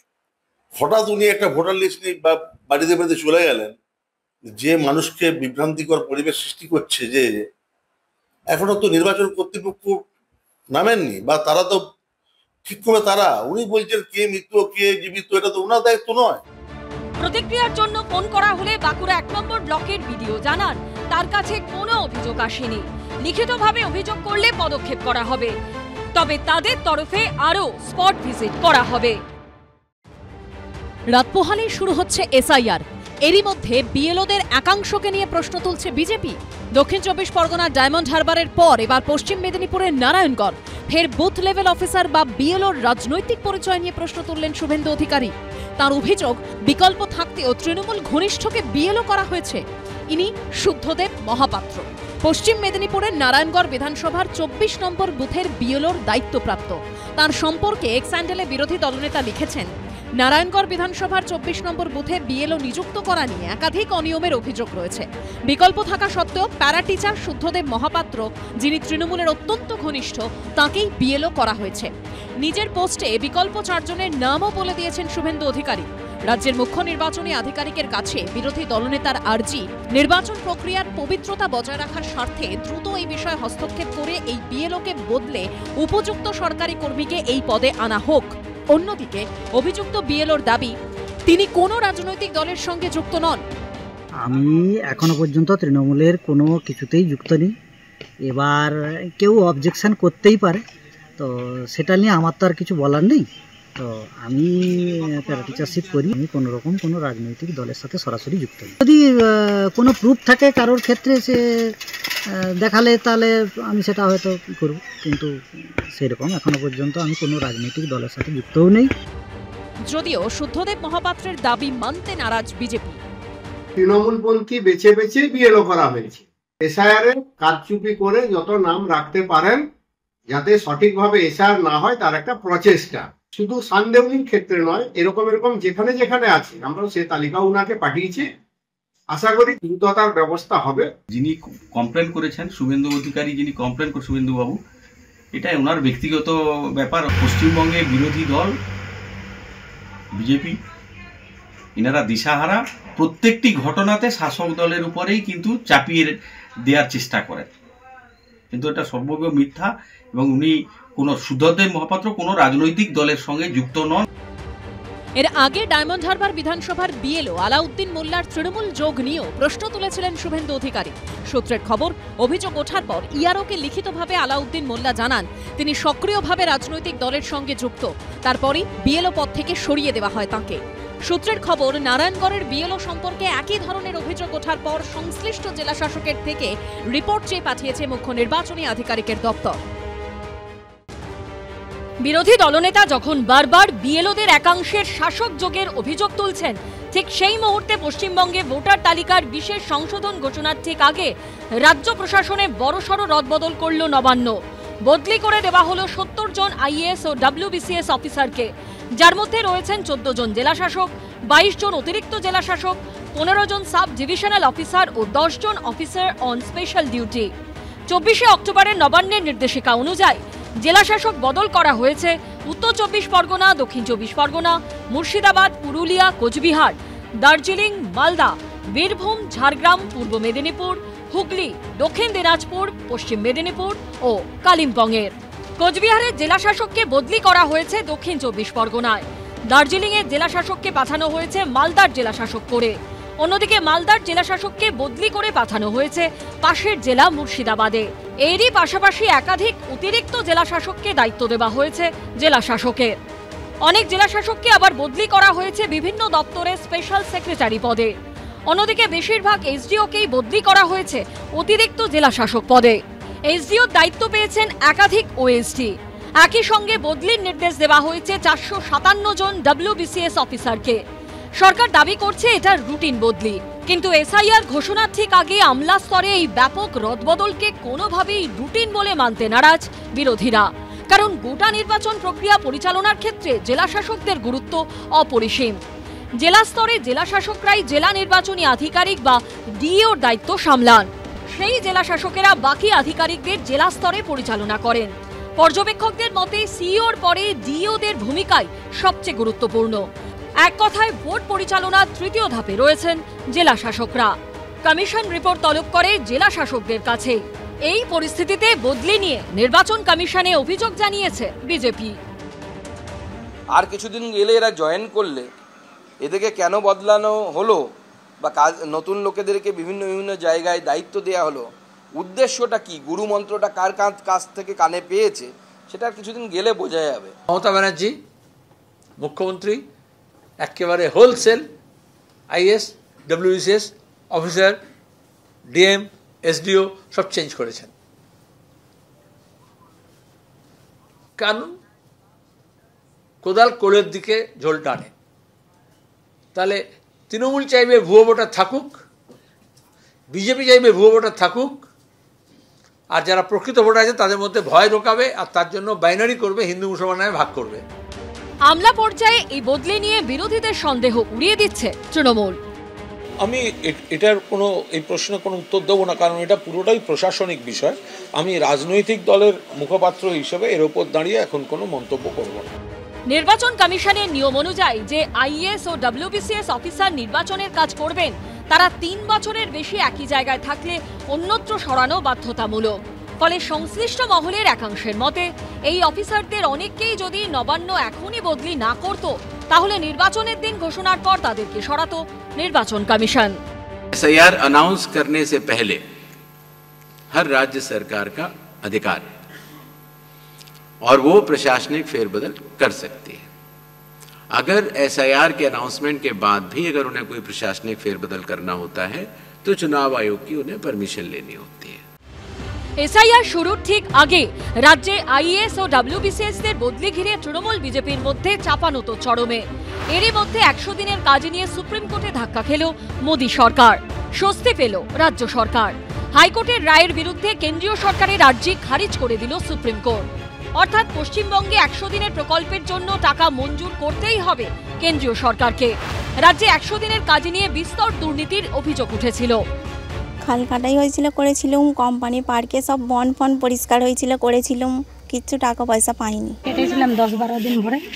আমার স্বামীও কেটেছিল, আমার স্বামীরও নাম নাই, আমারও নাম নাই। আর যারা চাকরি করছে, যারা এই সুপারভাইজার সব অঙ্গনবাড়ি স্কুলে চাকরি করছে, ওদের মাটি কাটা নাম চড়েছে, মাটি কাটা ইসে লিস্টে। 2023-এর 6 জুন যেটা নিয়ে এত রাজনৈতিক আন্দোলন, এত চাপানুতর, কলকাতা হাইকোর্টের মাননীয় প্রধান বিচারপতির ডিভিশন বেঞ্চ কেন্দ্রীয় সরকারের রিপোর্ট তলব করলো এবং পাশাপাশি নির্দেশ দিল যে কেন্দ্র এবং রাজ্য সরকারকে ভুয়ো অ্যাকাউন্ট, ভুয়ো নাম ব্যবহার করে প্রকল্পের টাকা নেওয়ার অভিযোগে যথাযথ তদন্ত করে দেখতে হবে। পাশাপাশি কেন্দ্রীয় সরকারের আইনজীবীর উদ্দেশ্যে মাননীয় বিচারপতিরা বলেন, রাজ্যের অ্যাকশন টেকেন রিপোর্ট গ্রহণ করুন অথবা বাতিল করুন, কিন্তু কিছু একটা তো করতে হবে। তদন্ত ঠিক করে না হলে আদালত কঠোর পদক্ষেপ নিতে বাধ্য হবে, কারণ ন্যায্যরা যাতে বঞ্চিত না হন এটা দেখা আদালতের কর্তব্য। তুমি পেশায় আইনজীবী, আজকে মাননীয় বিচারপতি, মাননীয় প্রধান বিচারপতির ডিভিশন বেঞ্চ হাইকোর্টে অত্যন্ত গুরুত্বপূর্ণ কথা বলেছেন যে আদালত অবৈধ কাজকে সমর্থন করে না, কিন্তু যে লোকজনেরা কাজটা করেছে তারা কেন টাকা পাবে না। একেবারে স্পষ্ট বলেছেন যে জব কার্ড যাদের ভুয়ো তাদের টাকা আটকানো হতে পারে, কিন্তু পচা আপেলের 10 ভাগের 1 ভাগও যদি ফ্রেশ আপেল থাকে, ঠিকঠাক আপেল থাকে, তাহলে একটি লোকও যদি 10টি লোকের কাজ করে থাকে সে কেন টাকা পাবে না? সাধারণ মানুষের কথা। তোমার সঙ্গে আমি 300% একমত যে 100 দিনের কাজের টাকা বন্ধ করাটা অন্যায়, ন্যায় নয়। তার কারণ হচ্ছে যে একেবারে প্রান্তিক গরিব মানুষের জন্য সাফার করছেন। কিভাবে এই রাজনৈতিক চাপানুতর চলছে, এবং বলছি যে এই টাকার সঙ্গে একদম সাধারণ নিরন্ন গরিব মানুষ যুক্ত আছেন, যাদের 100 দিনের কাজ বেঁচে থাকার একটা মাধ্যম। দুর্নীতির অভিযোগ সামনে আসতেই 100 দিনের কাজের প্রকল্পে টাকা দেওয়া বন্ধ করে দেয় কেন্দ্রীয় সরকার। কেন্দ্রের বিরুদ্ধে বঞ্চনার অভিযোগ তুলে লাগাতার সুর চড়ায় তৃণমূল। এই আবহে 18 জুন কলকাতা হাইকোর্ট নির্দেশ দেয় 1 আগস্ট থেকে রাজ্যে 100 দিনের প্রকল্প চালু করতে হবে। প্রধান বিচারপতি টি.এস. শিবজ্ঞানম তার পর্যবেক্ষণে স্পষ্ট বলেন, কোনো কেন্দ্রীয় প্রকল্পকে অনন্তকালের জন্য ঠান্ডা ঘরে পাঠিয়ে দেওয়া যায় না। কেন্দ্র চাইলে কেন্দ্রীয় পোর্টালের মাধ্যমে সরাসরি নির্দিষ্ট ব্যক্তির অ্যাকাউন্টে টাকা পাঠাতে পারবে। এই নির্দেশ চ্যালেঞ্জ করে সুপ্রিম কোর্টের দ্বারস্থ হয় কেন্দ্রীয় সরকার। সোমবার সেই সংক্রান্ত শুনানি ছিল। কার্যত কয়েক সেকেন্ডের মধ্যেই কেন্দ্রীয় সরকারের আর্জি খারিজ করে দেয় সর্বোচ্চ আদালত। সুপ্রিম কোর্টও বলল না, অন্যায়, মোদী সরকার তুমি যা করছো অন্যায়। গরিব মানুষের পেটে লাথি মারাটা রাজনীতি নয়, রাজনৈতিক স্বার্থে তোমরা এই কাজ করছো। যে তো তোমাদের 200 পার পকার পার হয়ে গেছে, তাই তোমরা এখন বাংলার মানুষকে বঞ্চনা করছো। সেই লড়াই মুখ্যমন্ত্রী চালিয়ে গেছেন এবং তার ফল আজকে সুপ্রিম কোর্ট থেকে আমরা পেয়েছি। সুপ্রিম কোর্ট কি বলছে? হাইকোর্টের রায়কে মানতে বলছে। তো হাইকোর্টের রায়টা বের করুন, একটা একটা করে প্যারা পড়ুন এবং তার বাংলা মানে বলুন, যদি বুঝে থাকেন বাংলা, যে কী করতে বলেছে। সেখানে হাইকোর্ট স্পষ্ট করে বলে দিয়েছে যে তৃণমূল কংগ্রেসের এই রাজ্য সরকার 100 দিনের কাজে চুরি করেছে, যারা অযোগ্য তাদের অ্যাকাউন্টে টাকা গেছে, যারা যোগ্য, যারা খেটে সত্যি পরিশ্রম করেছে তারা টাকা পায়নি, এবং কেন্দ্র সরকারকে এই দুর্নীতির তদন্ত করতে বলেছে, নোডাল অফিসার নিযুক্ত করতে বলেছে কেন্দ্র সরকার। 18 জুন কলকাতা হাইকোর্ট এও নির্দেশ দিয়েছিল যে দুর্নীতি আটকাতে যে কোনো শর্ত আরোপ করতে পারবে কেন্দ্রীয় সরকার, আর এই শর্ত আরোপ হবে শুধুমাত্র পশ্চিমবঙ্গের জন্যই। যে কোনো ধরনের নিয়মও তৈরি করতে পারবে তারা, এবং রাজ্যের সব জেলাতেই তদন্ত চালিয়ে যেতে পারবে কেন্দ্র। এরই সঙ্গে সুপ্রিম কোর্ট এও জানিয়েছিল দুর্নীতির অভিযোগ উঠলেই কোনো কেন্দ্রীয় প্রকল্পকে অনন্তকালের জন্য ঠান্ডা ঘরে পাঠিয়ে দেওয়া যায় না।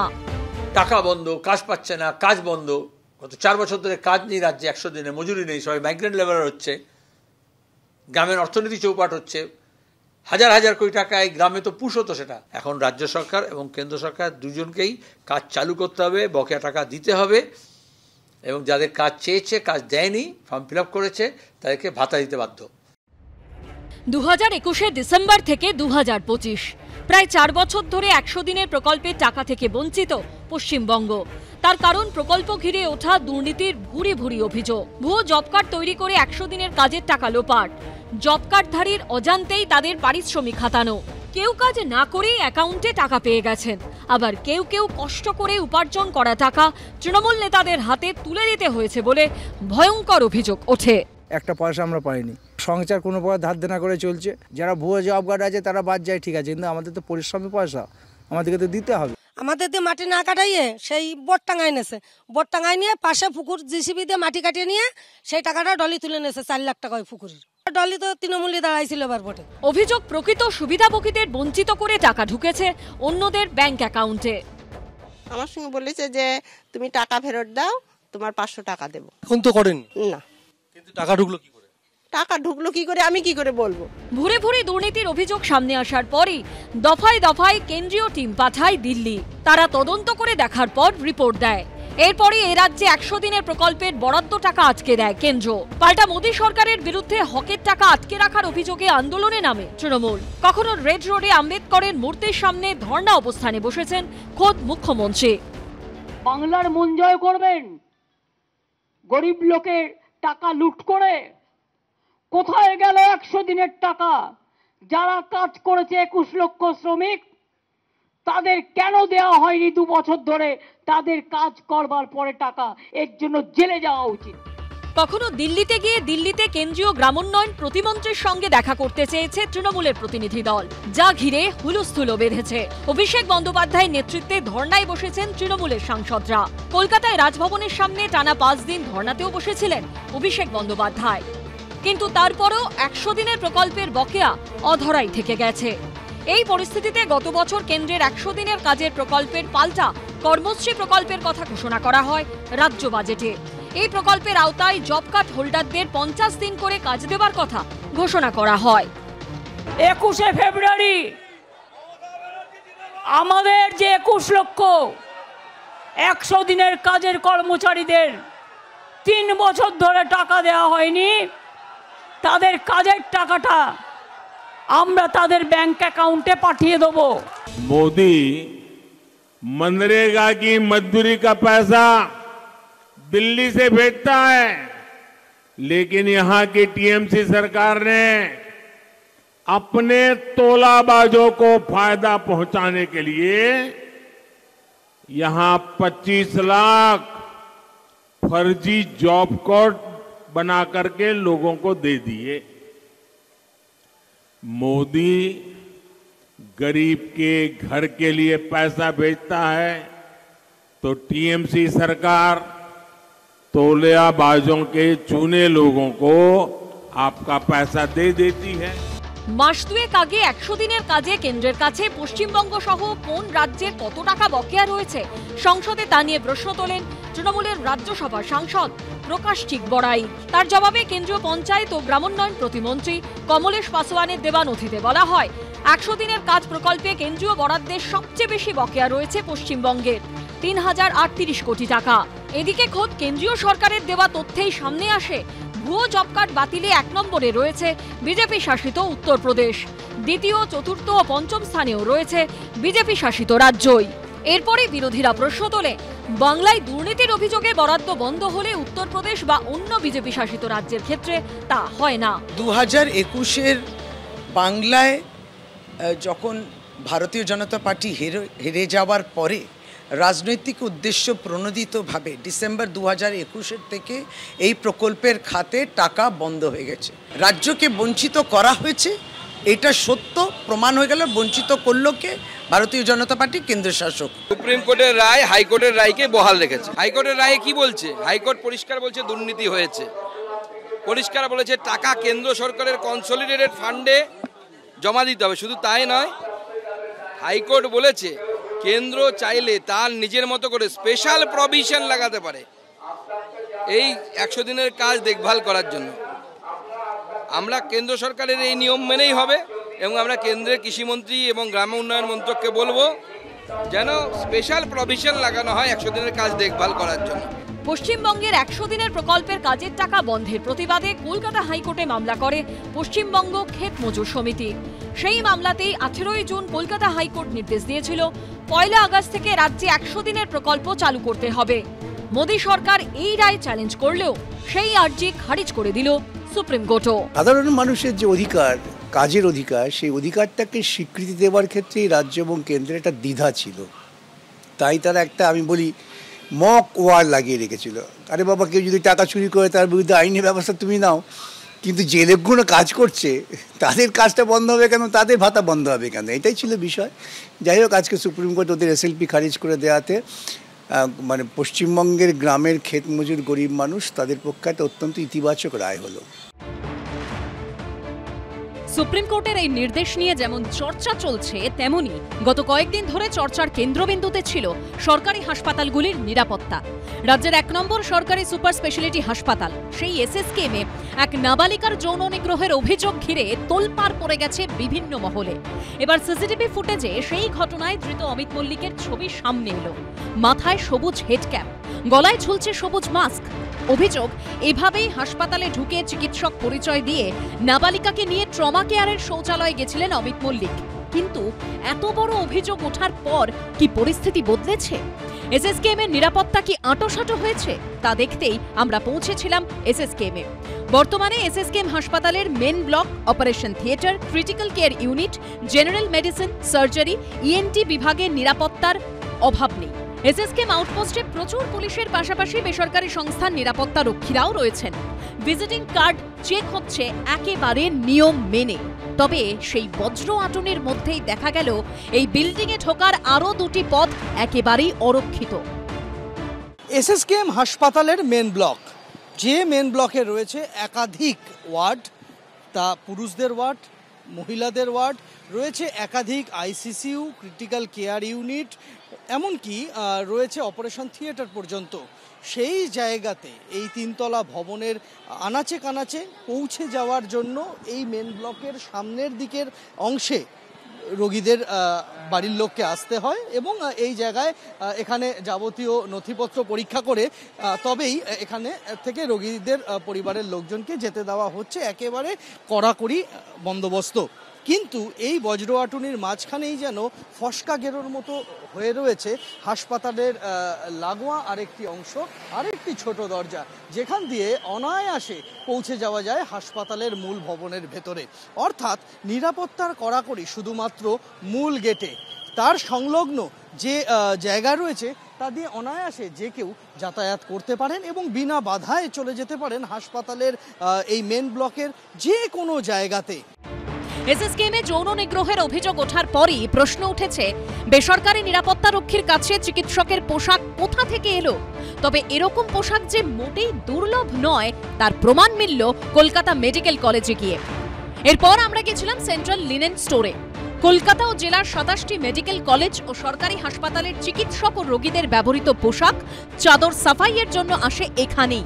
অর্থাৎ নজরদারির অভাবে এখান থেকে চিকিৎসকের পোশাক কারো হাতে চলে যেতেই পারে। সেখানে দেখা গেল সিসিটিভির সংখ্যা মাত্র একটা, নজরদারিও নেই। বেসরকারি সংস্থার যে কর্মীরা কাজ করছেন তাদের কারো পরনে ইউনিফর্ম নেই, কারণ এই আই কার্ড। সরকারি হাসপাতালে সরকারি চিকিৎসক স্বাস্থ্যকর্মীরা ছাড়াও বেসরকারি নানান এজেন্সির কর্মচারীরা প্রত্যেকদিন সরকারি হাসপাতালগুলিতে বিভিন্ন কাজকর্ম করতে আসেন। এদের জন্য পুলিশ ভেরিফিকেশন সার্টিফিকেট জমা দেওয়া বাধ্যতামূলক করতে চলেছে স্বাস্থ্য ভবন। নবান্নের বৈঠকে সেরকমটাই সিদ্ধান্ত হয়েছে এবং সিদ্ধান্ত হয়েছে যে প্রত্যেককে এই পুলিশ ভেরিফিকেশন করে সেই নথি জমা দিতে হবে হাসপাতালের কাছে এবং বাধ্যতামূলকভাবে তাদের যে আই কার্ড অর্থাৎ ছবি সম্বলিত সচিত্র পরিচয়পত্র তা গলায় ঝুলিয়ে ডিউটি করতে হবে। কিন্তু কোথায় কি? কলকাতা মেডিকেল কলেজ হাসপাতালের সেন্ট্রাল লিনেন স্টোরে এসে দেখা গেল আই কার্ড তো দূরস্থ, বহু লোক রয়েছেন যারা বিভিন্ন কাজকর্ম করছেন, কিন্তু তাদের ইউনিফর্মটুকু পর্যন্ত নেই। এসএসকেএমে এত বড় ঘটনার পরও এ নিয়ে প্রশ্ন করতেই মিলল আজব সাফাই। आई कार्ड है आप लोग? हाँ। कहाँ है आई कार्ड? हमें नहीं आवे। आई कार्ड नहीं है आपका? ना। तो आप कैसे काम करते? आई कार्ड हमको नहीं। आपको दिया नहीं आई कार्ड? कितने साल से काम कर रहे हैं? कहाँ नया है अभी। नया मतलब? हो गया 2 महीने 2-3 महीना। ना ड्रेस को था? ड्रेस तो नहीं मिला है। I card? आई कार्ड रखा है। आई कार्ड भी नहीं है, ड्रेस भी नहीं। हाँ हुआ है। এ নিয়ে কলকাতা মেডিকেল কলেজের ভাইস প্রিন্সিপালকে প্রশ্ন করেছিলাম আমরা। লিনেনগুলো আলাদা ডিপার্টমেন্ট আছে, সেখানে বিভিন্ন ডিপার্টমেন্ট থেকে হিসেব হয়ে আসে, পেটি তৈরি হয় এবং তারপরে লেখা আছে কোনখান থেকে কতগুলো এসে ভেতরে ঢুকলো এবং এর জন্য কর্মচারী আছে যারা এই দেওয়া হলো কতগুলো, কবে দেওয়া হলো, কোন ওয়ার্ডের লিনেন হিসেব থাকে। কিন্তু এটা আউটসোর্সড ভেন্ডার, তাদের যাতে পুলিশ ভেরিফিকেশন হয় এবং তাদের যাতে একটা সিস্টেমের মধ্যে আনা যায় তার প্রয়াস অলরেডি শুরু করে দিয়েছি। এটা কলকাতা মেডিকেল কলেজের মাইক্রোবায়োলজি বিভাগ। বেসরকারি নিরাপত্তা কর্মী আছেন, তবে আই কার্ডের বালাই নেই। ফার্মাকোলজি, প্যাথোলজি বিল্ডিং, ফাঁকা খোলা ঘর। কলেজ হাসপাতালের বিভিন্ন বিভাগে যেরকম নিরাপত্তার ব্যাপক কড়াকড়ি, কিন্তু ফাঁকা ঢিলেঢালা শুনশান নিরাপত্তা ব্যবস্থার ছবিটাও কিন্তু অনেক জায়গায়। এই মুহূর্তে যেরকম আমরা রয়েছি মাইক্রোবায়োলজি বিভাগ এবং ফিজিওলজি বিভাগের যে ভবন, সেই জায়গাতে কোনো রকম নিরাপত্তারক্ষী নেই। যে যার মতো আসছেন, ঢুকছেন, ভেতর দিয়ে চলে যাচ্ছেন। আমরা দেখতে পাচ্ছি যে এখানে হাসপাতালের ভেতরেই স্টুডেন্টদের যে প্র্যাকটিক্যাল রুম, অর্থাৎ ডাক্তারি পড়ুয়ারা যেখানে হাতে কলমে শিক্ষা নেন, ডাক্তারির পাঠ নেন, সেই জায়গা একেবারে অবারিত দ্বার, যে কেউ চলে যেতে পারে। মূলত এই ভবনে যারা নিরাপত্তার দায়িত্বে রয়েছেন তাদের দেখা পাওয়া যায়নি। কলকাতা মেডিকেল কলেজের গ্রিন বিল্ডিং এ ব্লাড ব্যাংক, স্ত্রীরোগ বিভাগের আউটডোর, সার্জারি থেকে plastic surgery, operation theatre, critical care unit সহ নানা ভবন রয়েছে এখানে। দিনের ব্যস্ত সময়েও দেখা নেই নিরাপত্তা রক্ষীর। আরও এক বজ্র আটুনি ফসকা গেরোর ছবি কলকাতা মেডিকেল কলেজ হাসপাতালের গ্রিন বিল্ডিংয়ে। যে গ্রিন বিল্ডিংয়ে অসংখ্য বিভাগ রয়েছে, অসংখ্য বিভাগে স্ত্রী এবং পুরুষ রোগীরা চিকিৎসাধীন রয়েছেন, তার প্রবেশ পথ এই রকমই অবারিত দ্বার। নির্দ্বিধায় যে কেউ হাসপাতালের ভেতরে প্রবেশ করে আসতে পারেন। কলকাতা মেডিকেল কলেজ থেকে আমাদের পরবর্তী গন্তব্য আরজিকর মেডিকেল কলেজ। যে আরজিকর মেডিকেল কলেজে তরুণী চিকিৎসককে খুন ধর্ষণের অভিযোগে তোলপাড় পড়ে যায়, যে ঘটনার পর নিরাপত্তার দাবি উঠেছিল সব মহল থেকে, সেখানে গিয়েও ধরা পড়ল সেই নিরাপত্তার ঢিলে ঢালা ছবি। নিরাপত্তার স্বার্থে যা যা ব্যবস্থা নেওয়া হবে বলে সরকারের তরফ থেকে ঘোষণা করা হয়েছিল, সেই ব্যবস্থা কেন নেওয়া হয়নি সেই প্রশ্নই তুলছেন চিকিৎসক থেকে নার্সদের মধ্যে অনেকেই। তাদের দাবি যে নিরাপত্তাহীনতায় তারা এখন ভুগছেন। আই কার্ড আছে, তবে গলায় ঝোলানোর বালাই নেই। আপনার আই কার্ড? আই কার্ড আছে তো, ওই তো ওখানে রাখা আছে। এখন তো দেখা গেল আই কার্ড না ঝুলিয়ে ছিলেন, মানে এটা কি কোনো না কোনোভাবে ভুলে যাওয়া বা হারিয়ে যেতে পারে সেই আশঙ্কা থেকে? না না না, রাখি সব সময় তো আমরা এখানে। আজকে ছিল না? না না, ছিল তো আমার কাছে। তো সাইকেলের মধ্যে প্লাস্টিক না না আমি তো রাখি আমরা। Security check and breath analyser test will be সমস্ত ওয়ার্কিং কন্ডিশনে সিকিউরিটি চেক হবে এবং ব্রেথ অ্যানালাইজার টেস্ট হবে। কোনো হসপিটালে মেডিকেল মানে কলকাতার কোনো হসপিটাল, কলকাতা তো পেরিফেরিতে আমি বাদই দিয়ে দিলাম, কলকাতার কোনো হসপিটালে এই ধরনের কোনো সিস্টেম বা ব্যবস্থা নেই। চিত্তরঞ্জন মেডিকেল কলেজ ও হাসপাতালেও নিরাপত্তা নিয়ে অভিযোগের পাহাড়। আই কার্ড পকেটে আছে, মানে গলায় ঝুলানোর পিছনে কি গলায় ব্যথা করে বা হারিয়ে যেতে পারে, কোন আশঙ্কা থেকে না ঝুলিয়ে পকেটে? আমার দইটা ছোট বলে আমি পকেটে রেখে দিয়েছি। এই মাত্র সপ্তাহেই আমাদের চেস্ট ডিপার্টমেন্টে রাত্রেবেলা একটা পেশেন্ট মারা যায়, তো একজন ফিমেল ডক্টর ছিল, 20-25 জন পেশেন্ট পার্টি ঢুকে তাকে হুমকি দেওয়া, বিভিন্ন রকম কটূক্তি করা, এই ঘটনা ঘটেছে। এবার যদি সেই লেভেলে আমরা পৌঁছে যেতাম তাহলে কি 20-25 জন ঢুকতে পারতো রাত্রেবেলা 2টোর সময় ওয়ার্ডের মধ্যে? নিশ্চয়ই কোথাও এখনও সেই গ্যাপটা আছে, এটা ফুলফিল হয়নি। শুধুমাত্র যৌন হেনস্থা বা ধর্ষণের ঘটনাই নয়, নিত্যদিন চুরির অভিযোগও তুলছেন রোগীর পরিজনরা।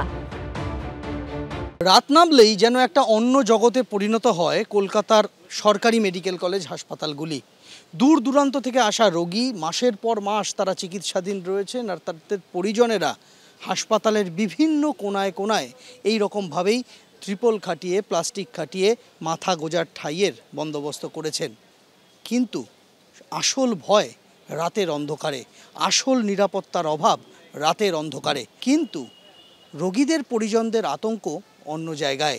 রাত নামলেই বহিরাগতদের দাপাদাপি শুরু হয়ে যায় সরকারি হাসপাতালগুলিতে এবং চুরি ছিনতাই নিত্য নৈমিত্তিক ঘটনা। আমার ছেলে এখানে শুয়েছে, পাশে মোবাইলটা ছিল, মোবাইলটা নিয়ে ওই ছেলেটা চলে গেছে, কিন্তু অথচ আমার ছেলে দেখেনি, কিন্তু যাহাতে উঠেছে তখন দেখছে ওই ছেলেটা নেই। রাত হলে সমস্যা বলতে কি, ঘুমিয়ে পড়লে ওই ফোন টোন টাকা পয়সা যা থাকে হয়তো নিয়ে পালিয়ে যায় আর কি। শুধুমাত্র কলকাতার সরকারি হাসপাতাল বা মেডিকেল কলেজ নয়, জেলার ছবিটাও মোটেই স্বস্তিদায়ক নয়। সেই একই নিরাপত্তার অভাবের অভিযোগ। উত্তরবঙ্গ থেকে দক্ষিণবঙ্গ ছবিটা সর্বত্রই এক। আরজিকর মেডিকেল কলেজে চিকিৎসককে ধর্ষণ খুনের পর রাজ্যের সর্বত্রই সংগঠিত প্রতিবাদ হয়েছিল। প্রত্যাশা ছিল নিরাপত্তার হাল ফিরবে। আরজিকরের অভয়াকাণ্ডের 1 বছর হয়ে গেছে, এখনো পর্যন্ত কলকাতার বাইরে যে মেডিকেল কলেজগুলো রয়েছে তার অবস্থাটা কি? উত্তরবঙ্গ মেডিকেল কলেজে রয়েছে, যেমন একটা তখন বলা হয়েছিল 100-112 যে হেল্পলাইন, সেই হেল্পলাইনে একটা ফোন করলে সাহায্য মিলবে এবং হেল্পলাইনের প্রচারটা করতে হবে, পোস্টার থাকবে এবং রয়েছে এটা প্রিন্সিপালের গেট। এইখানে অনেক পোস্টার থাকে, যেমন এখানেও পোস্টার রয়েছে নো পার্কিং, এবং আরেকটা দেখাবো ঠিক পেছনে র্যাগিং এর বিরুদ্ধে, say no to ragging North Bengal medical college Darjeeling, তার পোস্টার রয়েছে, নো পার্কিং এর পোস্টার রয়েছে। এছাড়া কিন্তু আর কোথাও কোনো পোস্টার নেই। সেফ তো আমরা তারপর থেকে কখনোই ফিল করিনি, এখনো না। পরিস্থিতি আগে যেমন ছিল এখনো অনেকটা একই রকমই আছে। আই কার্ড বাধ্যতামূলক করার কথা ছিল সেখানে আই কার্ড বহু ক্ষেত্রে দেওয়াই হয়নি। নর্থ বেঙ্গল মেডিকেল কলেজে তো নেই, অন্য কলেজেও মনে হয় নেই। কোনো ডাক্তারের তো আই কার্ড নেই। আই কার্ড নিয়ে যে আইডেন্টি কার্ড নিয়ে ঘোরার কথা সেটাই তো নেই। তাছাড়া আপনি ঘুরবেন কী করে? এই এত বড় মেডিকেল কলেজ, এখানে তো যে কেউ যখন তখন যে কোনো সময় আসছে, আই কার্ড দেখারও কেউ লোক নেই, কে দেখবে? সেই সিস্টেমই নেই। এখানে 15টা গেট রয়েছে, আপনি কী করে সেগুলোকে করবেন? যে ডিরেকশনগুলো এসেছিল সেখানে যে ডিমান্ডগুলো ছিল যে ফিমেলদের জন্য সেপারেট টয়লেট, সেগুলো যতটা সম্ভব যেখানে যেখানে সম্ভব আলাদা করে ফিমেল টয়লেট করে দেওয়া হয়েছিল এবং টয়লেটগুলোর আপগ্রেডেশন করা, তার সাথে সাথে তাদের যে ডিউটি রুম ছিল সেই ডিউটি রুমে সিকিউরিটি লক সেগুলো লাগানো, এবং তার সাথে সাথে যে সিসিটিভি ক্যামেরা, সেই সিসিটিভি ক্যামেরাও অনেক জায়গায় নাম্বার অফ সিসিটিভি ক্যামেরা বেড়েছে, কেননা ওই রাতের সাথী প্রোগ্রামের মধ্যে দিয়েই কিন্তু আমাদের পুরো ক্যাম্পাসের মধ্যে যে অ্যারাউন্ড ক্যাম্পাস সেখানে 92 সিসিটিভি ক্যামেরা সেখানে লাগানো হয়েছে, হাই রেজলিউশন ক্যামেরা। তাছাড়াও ওয়ার্ডের বিভিন্ন জায়গায় সিসিটিভি ক্যামেরা রয়েছে। বীরভূমের রামপুরহাট মেডিকেল কলেজ জায়গা পাল্টালেও অভিযোগ পাল্টায়নি। রোগীর আত্মীয়দের অভিযোগ, একটি মেডিকেল কলেজে যে ধরনের নিরাপত্তা দরকার এখানে নেই। রাতের ছবিটা আরো ভয়াবহ। গেটে সিকিউরিটি থাকার কথা, সিকিউরিটিও থাকে না। গেটে আগে যখন পুরোনোটা ছিল তখন 2টো সিকিউরিটি থাকতো, এখন সেটাও নেই, সেটাও উঠে গেছে।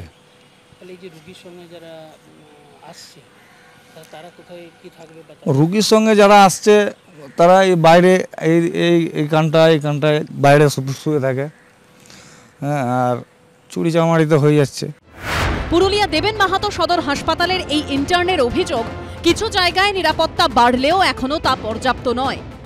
ফিমেল ডক্টরস রুম বলতে একটাই, সব ডিপার্টমেন্টের জন্য একটাই, তো ওটাতে অসুবিধা হয় কেন কি আর কোনো আলাদা নেই যে ইন্টার্নদের আলাদা, সিনিয়র যারা আছেন ওনাদের আলাদা, এটা নিয়ে একটা অসুবিধা হয়।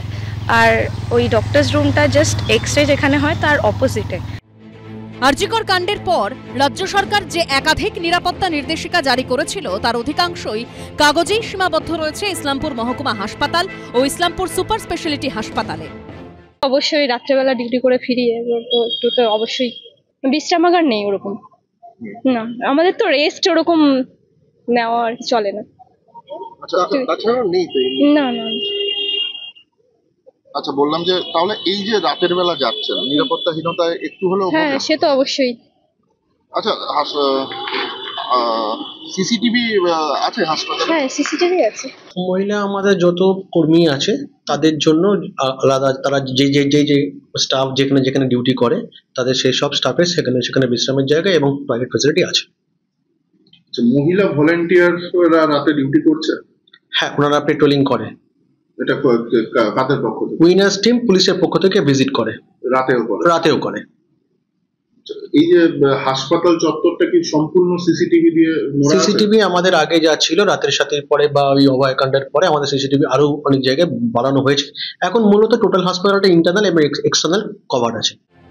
রায়গঞ্জ মেডিকেল কলেজের ছবিটাও বিন্দুমাত্র আলাদা নয়। এবার দেখুন, সবাই চায় তার ওয়ার্ক প্লেসে সুরক্ষিত থাকতে, এটা তো স্বাভাবিক জিনিস, কিন্তু অভয়াকাণ্ডের পর তো সবই ঠিক ছিল, সেটা সত্যি কথা, কিন্তু এখন আবার যে জিনিসগুলো যেভাবে বিগড়াচ্ছে, এটুকুই আশা করব যে যেন যেরকমটা অভয়া কেসের পর যে জিনিসটা হয়েছিল সেটা যেন আবার ফিরিয়ে আনা হোক, আরেকটু সিকিউরিটিটাকে আরেকটু আবার করা হোক, একটু যেন এগুলো দেখা হয়, ব্যাস, তাহলেই এমনি আদার্স কোনো প্রবলেম আর নেই। আরজিকর মেডিকেল থেকে এসএসকেএম এর ঘটনার প্রতিবাদে জাগো নারী জাগো বন্ধী শিক্ষা সংগঠনের তরফে মহিলাদের পথে নামার আহ্বান জানানো হয়েছে। 9 ডিসেম্বর রাজ্যের বিভিন্ন প্রান্ত থেকে মিছিল করে 16 ডিসেম্বর কলেজ স্কয়ারের গান্ধী মূর্তির পাদদেশে তাঁরা সমাবেশ করবেন। আমরা যারা প্রতিবাদ করতে চাইছি সংঘবদ্ধ হয়েছি এবং আরো মানুষ, শুধু নারীদের নয়, সমাজের সমস্ত সুস্থ সচেতন মানুষের কাছে আমাদের ডাক, একসঙ্গে আমাদের এই দুর্বৃত্তায়নের, এই নারী হিংসার শেষটা দেখার জন্য আমাদের কোমর বাঁধতে হবে সবাইকে একসঙ্গে।